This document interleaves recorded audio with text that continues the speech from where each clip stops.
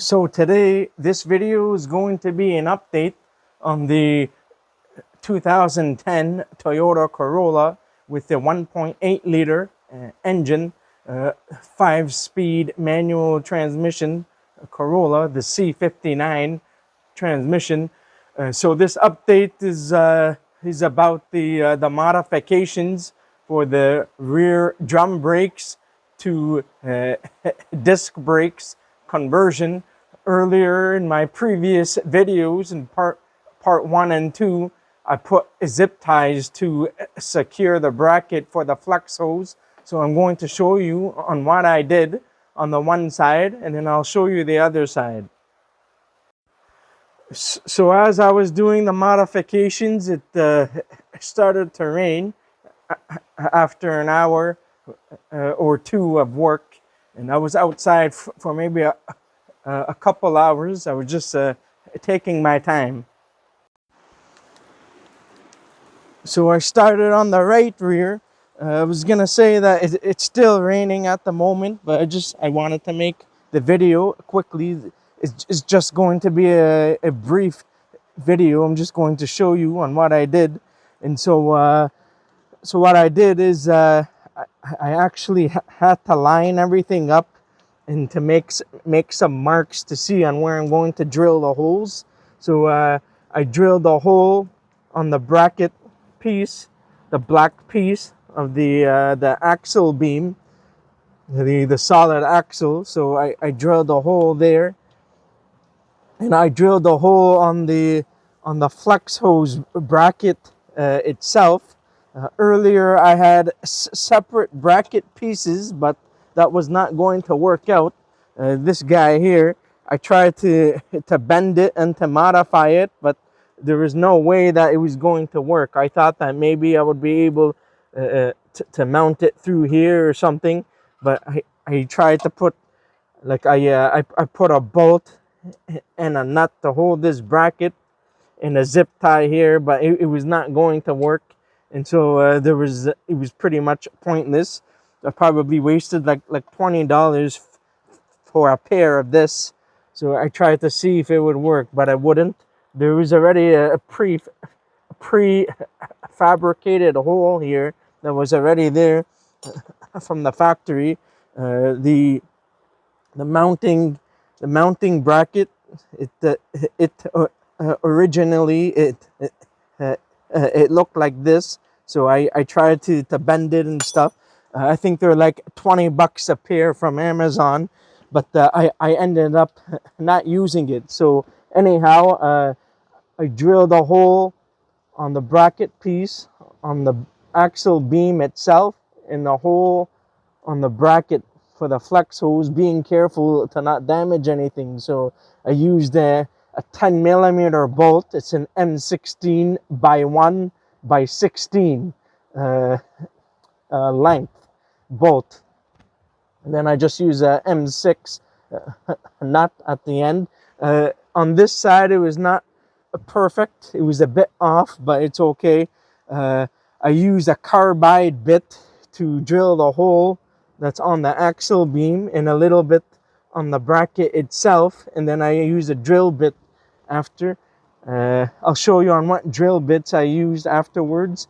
And I think in part 1 and or 2 I accidentally installed this incorrectly. The bracket piece for the flex hose, I had it on the outside. It should go on the inside. You need to make sure to turn this in such a way, in the proper orientation, so that it fits inside the hole, and then you'll see the outline of the piece. It's really hard to it's really hard to show you now because everything has been reinstalled. So I put the bracket piece inside. It should not go here. It was a bit loose when I installed it here. So now when I try to wiggle this, it's nice and firm. It's 100% secured in there. So I just wanted to let you guys know that this bracket needs to be on the inside portion and not on the outside and where the brake line is. I just had to turn this a little bit, uh, not too much. There's no need to remove the brake line completely, as long as the hose is not twisted, and then you're fine. So that's that for the right rear side. I'm going to show you the left rear in more detail. So that's that. It's nice and secure now. So this is not going anywhere. I got rid of the ugly zip ties. It was okay for a while for a temporary solution, but I was not very confident with using those zip ties on the flex hoses. So for the drill bits, I started off using the 7/32 drill bit.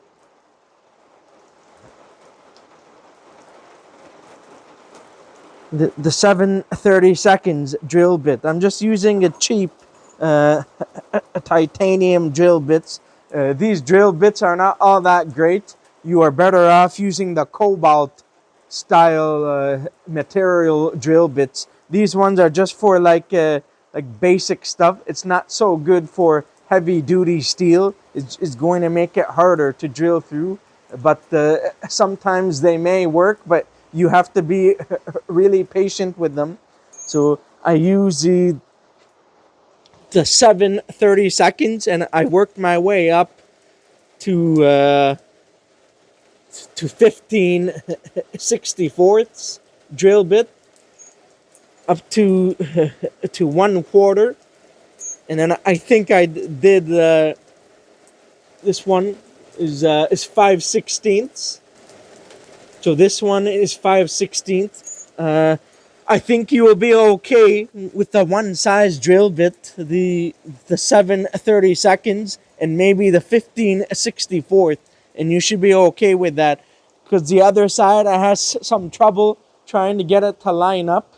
So I wanted to enlarge the hole so that I was able to adjust the bracket to make it fit, to make the flex hose to fit better. I was a little bit off on the right rear, but on the left rear, I got it to line up exactly in the middle.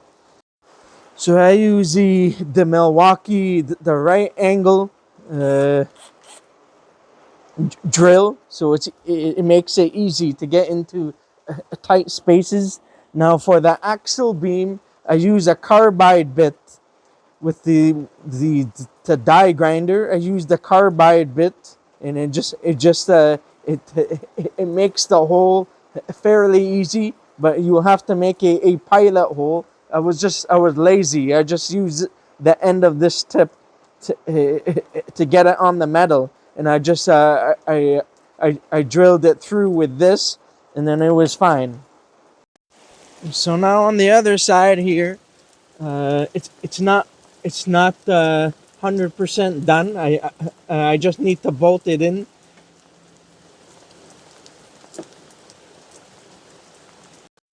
So it's not 100% done. I just need to bolt it in. I decided to put the bolt through the inside and not here. On this side, there's more clearance space in between the flex hose and where the bracket is. So I made sure I made more space in between so that when you install a nut, it's not very close to the flex hose, just for safety. So I'm just going to take the bolt out for one moment, so that I can just show you guys quickly. So I'm taking the bolt out.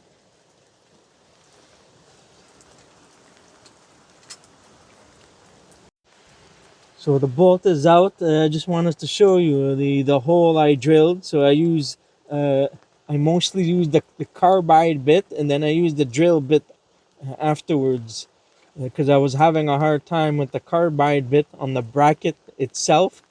But for the carbide bit, I use that 100% on the bracket for the axle beam itself on the vehicle. So I drilled a hole here.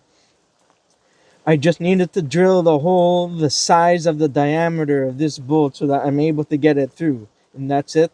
And I use a drift chisel, a flat chisel, just to poke it through for any excess steel material that came out, so I can poke the hole through, and then I was okay. I just needed to drill it through on the one side. You don't need to drill it on the other side. So now I think that's it for that. Uh, I just had to be careful that while I was drilling to not damage the flex hose in the process. So I tried to line this up perfectly in the middle so that this portion is not like riding on the edge of the bracket or anything like that. And so I fixed the bracket holder for the flex hose on this side. Earlier in the other videos, I put it on the outside, and once again, it should be on the inside on where the brake line is. Now it's nice and tight and fully secured now. So now I'm going to install this bolt and the nut. I'm going to do that off camera, and then I'm just going to show you the final result after. The one issue is that if later down the road in the future you want to replace the flex hose again, you'll need to make the custom hole on that bracket. It's just that I tried to figure something out, but I could not find a solution. So the only solution was to drill the holes through, and I believe that works best on this vehicle. So the one issue I just ran into right now is that the bolt and the nut, it was kind of on an angle. So this piece here, the outer portion was it was working its way out like this, going further away from the bracket. So I temporarily installed a vice grip in between the bracket on the solid beam axle and the bracket on the flex hose, not on the rubber itself, just on the piece of metal, so that I can hold it down as I tighten down the nut, so that way it will stay together. The issue with this, when you're doing custom work, you're going to run into issues. So sometimes it can be really tough to make things work. So you need to fabricate stuff on your own, and somehow to come up with a solution. You're doing a problem solving. So that's that. I'm going to remove the vice grip now carefully. So now it's in place and perfectly lined up for the most part. The bolt was on an angle earlier. I was not able to show that. I did that off camera, so I think it's okay now. So that's that. Everything is nice and secure and tight, and I think that's going to be it for this one. I think I did well on this side. The other side, I don't like it as much because it was a little off, but I think I'm just going to leave it now at that. So everything is nice and tight and secure. Uh, I like it. I'm very happy with this now. So back to the right rear, I tried to fix it by using the same method that I did on the other side. I think it's okay. It's not too bad. I believe it's lined up now. So that's all there is to it. I attempted to bend the bracket a tiny bit earlier just to make it fit, but I think that's about it. Everything seems to look good now, so I'm very happy with this. So that's it. That's going to be it. I just need to reinstall the wheels, and then that's it. So one thing I forgot to mention is that after I drill the hole in the axle beam bracket, I had to use a paint marker uh, through the new hole I just made from underneath here onto the back end of the bracket, so I know on where to drill the hole. I'm just using a paint pen or marker. I think it's called Forney, and there's another company called Markall or whatever. This is the yellow paint. You can probably get this from Amazon or something.